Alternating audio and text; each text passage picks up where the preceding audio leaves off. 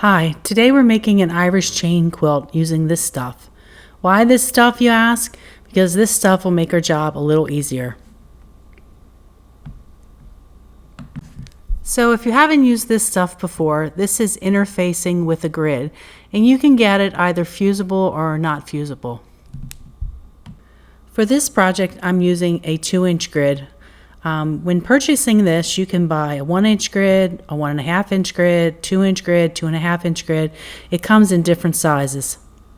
So this interfacing is really good to use if you're going to do any type of scrap quilt, and you want to get your pieces lined up perfectly. It really makes great intersections, and it's a great way to add a pattern to a scrap quilt. This interfacing is also great to use if you want to travel with a quilting project. You only need to take your large interfacing square, some cut fabric, some glue or an iron. If you're using glue, like a glue stick, you can do this in a car, you could do it in an RV, you can do it at a sports event, like if you're taking your children or your grandchildren to a game and you just want to do something, you can literally sit there and glue all of these squares down and have the project ready to go, get home, and then, get to a sewing machine and sew everything together. So for this project, you'll need to purchase either fusible interfacing and use an iron, or non-fusible interfacing and purchase a glue stick, and then gather together your scrap fabric and cut it out so that the pieces of fabric fit between the dashed lines, the grid, on your interfacing. And they can be any size you want. Like if you want one color to take up more than one square, you can just use a strip or a square. They just need to fit from dash line to dash line. Your raw edges should line up with the dash lines, the grid marks of your interfacing. So for my project, I cut the interfacing 8 squares wide. So the blocks were 16 by 16, 8 squares wide, 8 squares long. And I have 4 blocks going across the top of my quilt and 6 blocks going down the side of my quilt. So I kept things really simple. I purchased a 2-inch grid interfacing, and I used all 2-inch squares for this pattern. But if you have a lot of 2.5-inch strips and you want to make them 2.5-inch blocks, just purchase your grid with a 2.5 grid pattern, and then you can just use what you already have in your stash. From here, you just kind of want to set up a work zone. If you're going to use a glue stick, it's nice to have a board that you can carry around with you, and you can lay a square of your interfacing out, and then you can glue all of your pieces down. For me, I set up a table in the living room, and I made it safe for my iron because I used fusible interfacing, and I just sat there, watched a movie, and glued all my pieces down.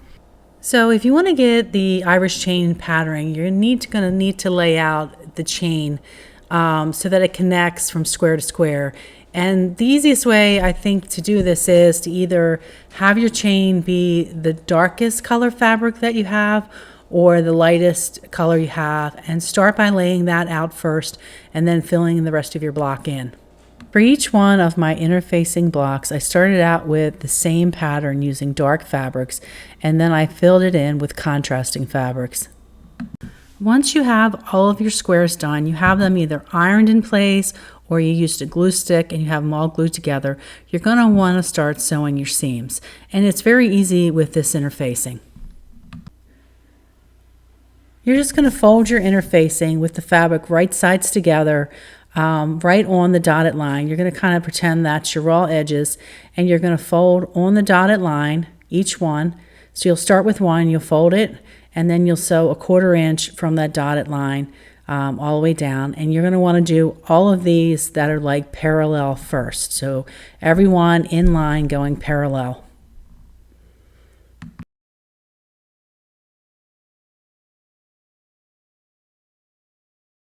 Once you have sewn all of your seams across your interfacing that are parallel, so on this block I had 7 seams, I sewed all of them, folding them at the dotted line and sewing them.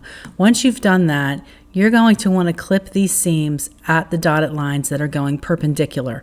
The reason that we're clipping these is so that we can fold the seams in opposite direction and reduce some of the bulk. Now you want to sew all the seams that are perpendicular to the ones you did before. So once again, you're going to fold on the dotted line. You're going to sew a 1/4 inch over from that dotted line fold, and then you're going to take your seams and you're going to fold them in opposite directions. That's why we clipped them. You'll just keep sewing your seams until you have them completed. Just remember to do all seams that are parallel first, and then go back, clip, and then do all the ones that are perpendicular to the original seams that you did.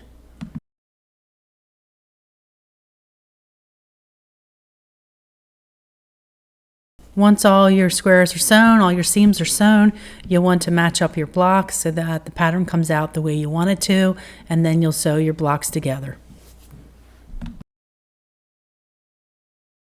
So the way these two blocks line up is the block on the left has a single dark square on the right of it, and the block on the right has two dark squares on the left, and they form a diagonal. Match up your seams and fold your seam allowances in opposite direction. For this quilt, I sewed 4 blocks together across the top and went 6 rows down. The quilt ended up being 46 by 69 inches without any borders. If you're considering making this quilt, please let me know in the comment section, and please consider liking and subscribing. Thank you very much.